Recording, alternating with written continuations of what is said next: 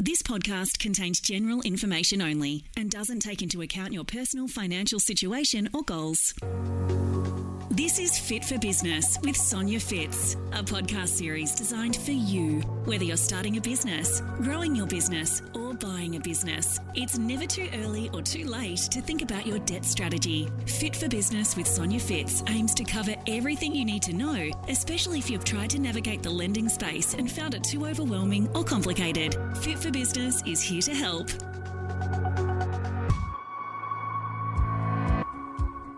Welcome back everyone to episode 5, Lending Solutions for Businesses. In episode 3, we broke down a few myths and gave you an understanding of what's required before seeking finance and restructuring your existing facilities. We continue to see recent surveys stating cash flow is still a constant issue for businesses in various industries such as manufacturing, wholesale, labour hire, agriculture and mining. Supply chain disruptions, rising energy costs, wages, superannuation, leases and fuel costs are all factors that worry many business owners. And on top of it, the ATO is ramping up debt collection activity to rein in billions of unpaid taxes. So, what type of lending solutions are out there to assist businesses? From Tier 1 lenders to non-banks and fintechs. Let's have a look at some of these options. The first one is asset and equipment finance, which many of you, I'm sure, have used in the past.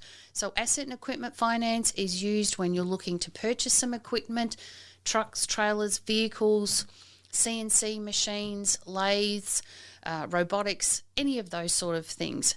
They're typically on fixed interest rates on a period of 3 to 7 years.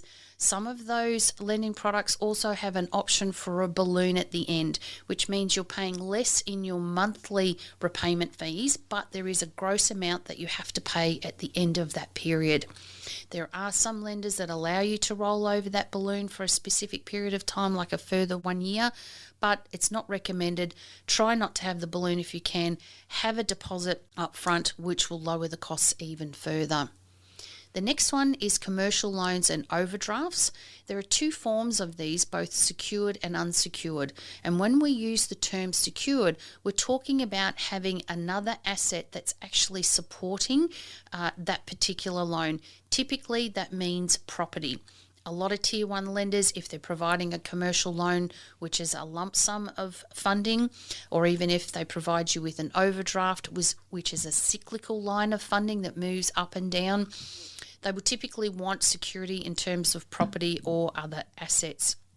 However, there are a number of options in terms of commercial loans with non-bank lenders that can provide commercial loans in the unsecured space, but that is normally for much, much smaller lending limits. Typically, we're finding that below the sort of 200 mark. There are also unsecured overdrafts available.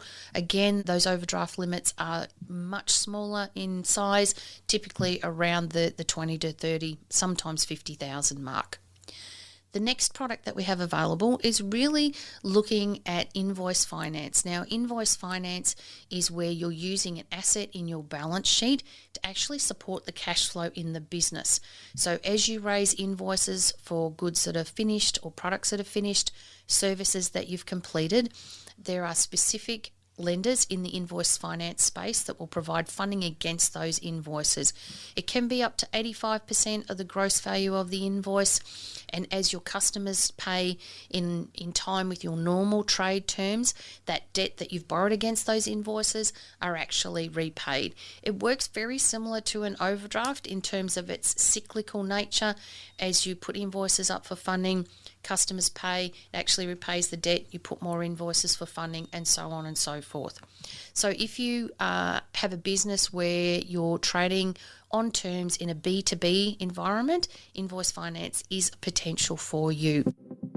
Did you know many businesses fail due to inadequate funding, poor credit controls, or inexperience? That's why you need this podcast, Fit for Business with Sonja Pfitz.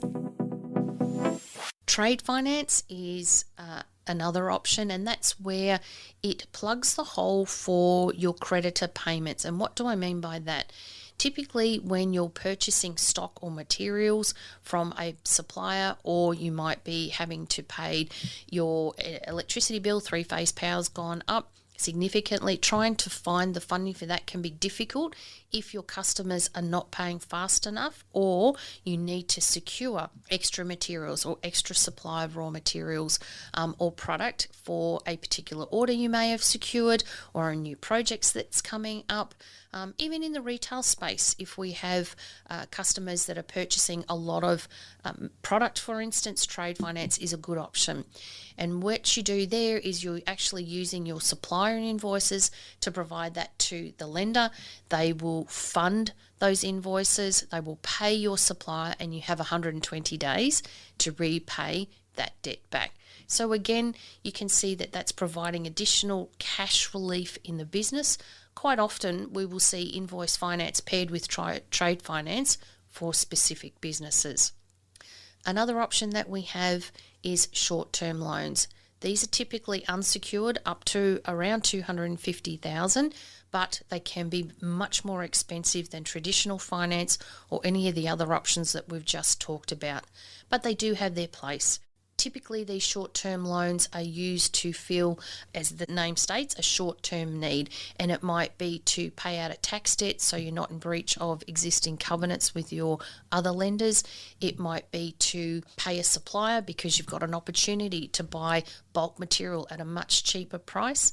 It might be to cover off some long service leave or annual leave, particularly coming up to Christmas. Businesses struggle to find the extra money to pay that annual leave or leave loading that's required at that time of year. These loans normally range from 6 months up to 24 months, and they are on a principal and interest basis in the main.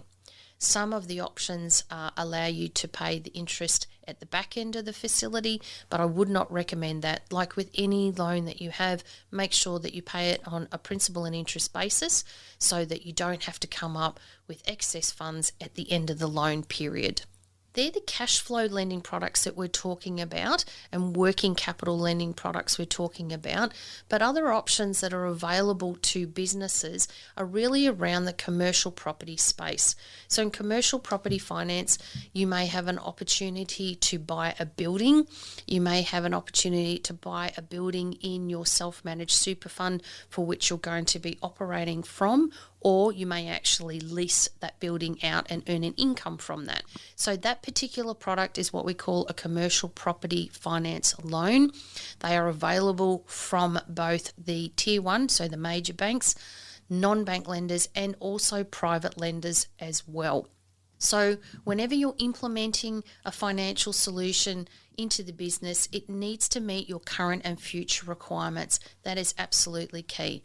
So speak with a qualified and experienced commercial broker to support and guide you, letting them take the stress out of the lending process. Sonja Pfitz has been a commercial finance strategist for SMEs, working in the finance industry for over 27 years. This podcast series is designed to inform you about the lending landscape for your business and to help you implement the right financial solutions to achieve your strategic objectives. Thanks for listening, and look forward to having you join us in the next episode of Fit for Business with Sonja Pfitz.